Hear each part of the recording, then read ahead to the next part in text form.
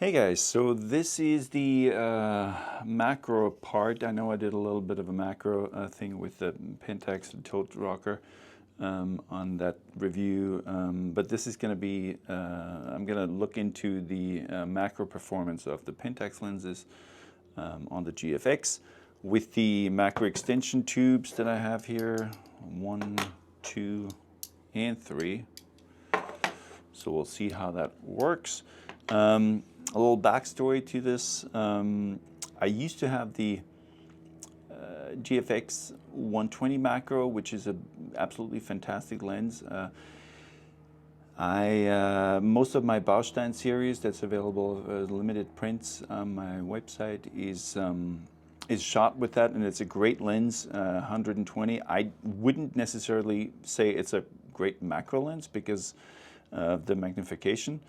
There's definitely limitations on that. I think it's a great medium-sized tele-portrait lens. You can get closer, but so anyway, I think it's a great lens, but I don't think it's really a macro lens. So when I had another NFT project that I was working on, I needed a real macro lens, like 101 or even bigger. So I was looking, there weren't that many options, so I had to go with a Nikon lens. I actually ended up with this one. This is the Laowa, I think the Venus Optics or something. This is the Laowa 100 CA Dreamer macro 2 times. So this goes up to 2 to 1. And it's done, it's a great lens. It doesn't really cover the sensor completely, so there's definitely vignetting in the corners, but it's a very nice and sharp lens. I did compare this to the Fuji GFX with the extension tubes, and that was terrible. That was really just the optical performance with the extension tube is just not good at all. The lens is actually not a flat field lens, so it has quite a bit of curvature, which is for macro difficult anyway. But there was chromatic aberrations, and it was just not good at all. So anyway, ended up going with this, and I'm going to compare and see how the Pentax lenses compare to this. I've walked by this mushroom in my yard, and I thought this would be the perfect test example. Check this out, nice detail. I have no clue what this is, if it's, maybe it's poisonous, I don't know. My dogs don't eat it, that's for sure. So we'll see. We'll see it up really close. Lots of detail in there. So I brought these files into Capture One as usual. Started off with the Laowa, wide open. As you can see, the lens doesn't cover. These are not adjusted in any way, not sharpened in any way. This is the sharpness this lens can produce. So it's a great lens. Draws well. There's no chromatic aberration at all. It's very nice. This is wide open, 2.8, and this is f8. As you can see, more depth of field here.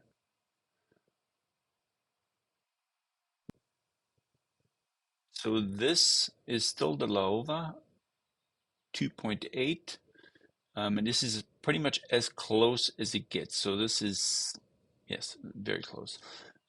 Super shallow depth of field, obviously. Still very sharp. Where you do hit that focus, still fall off there.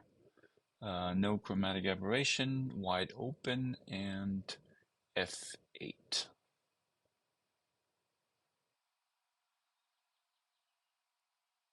So this is how close you can get with this lens. Like I said, this lens goes all the way to 2 to 1 actually. So it's a real macro lens. And yeah, it looks really good. So this is the Pentax 55 with the extension tube number 3. So this is the longest extension tube. And this gets pretty much as close. Obviously, corners are there, so there's no problem there. Uh, yeah, it's not quite as sharp, I would say. This is wide open. But I do like the way the fall off uh, is in this lens. This is f4, which is wide open for the Pentax, and this is f8. There might be some movement here as well. This one is better. And sharpness looks very good. I would say shallow. The depth of field is even shallower, I would say. But no, I don't see any chromatic aberration. I really like the fall off. Obviously, that lens can be closed down a lot more. I wasn't really looking at that right now.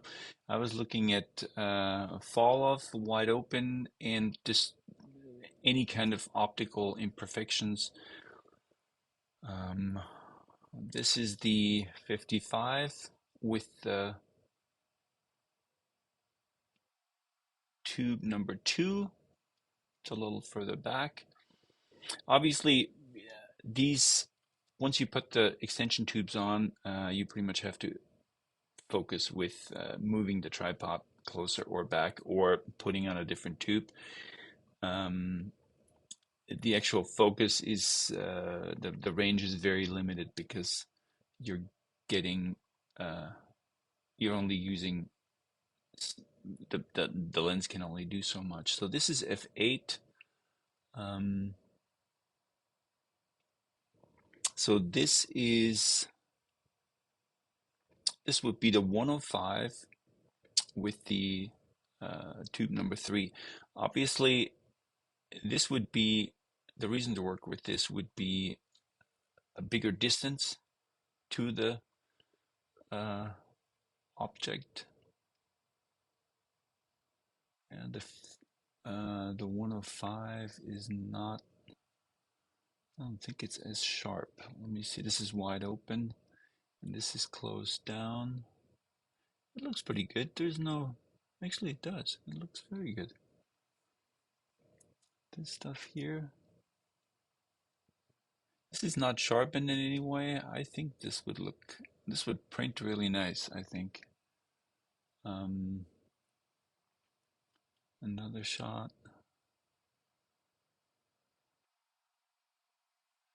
And I'm really happy with the way the focus fall off looks in here.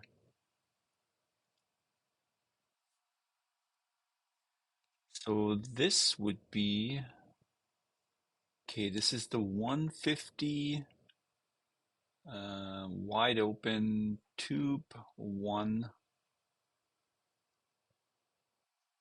Definitely an effect. Yeah, I wouldn't stop down. Gets better, but it doesn't really look clean. It doesn't draw clean. Um, this is with, I believe this is with tube number 2. Yeah, it gets worse here. I kept the distance the same. This does not focus any closer with any of these tubes. So this lens can't get to higher magnification. The only advantage is if you use a longer tube that you can have a bigger working distance, which can come in really handy. This doesn't look too bad. Um, and this is with tube number 3.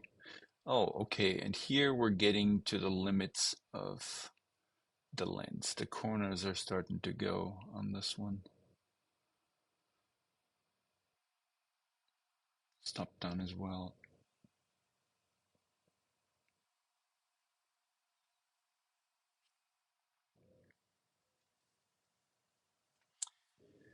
So as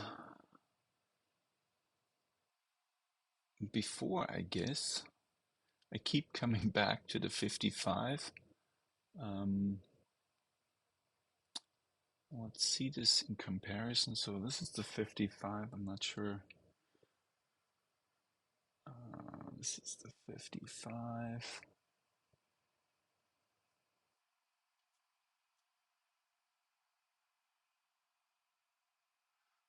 Yeah, the fall off is faster because I'm much, much closer to the object. So again, this is where having different tubes and different lenses comes in handy. I'm not sure about the 150. I don't think that's a great lens to do this. It would be interesting to try this with one of the macro lenses and try that out. The 55 can obviously get really close. I'm assuming that a an actual macro lens like the 135, you'd probably be able to get closer, which means you can get higher magnification on the longer lens as well. But yeah, that distance shows up here. These are both f8, and just want to make sure they are f8.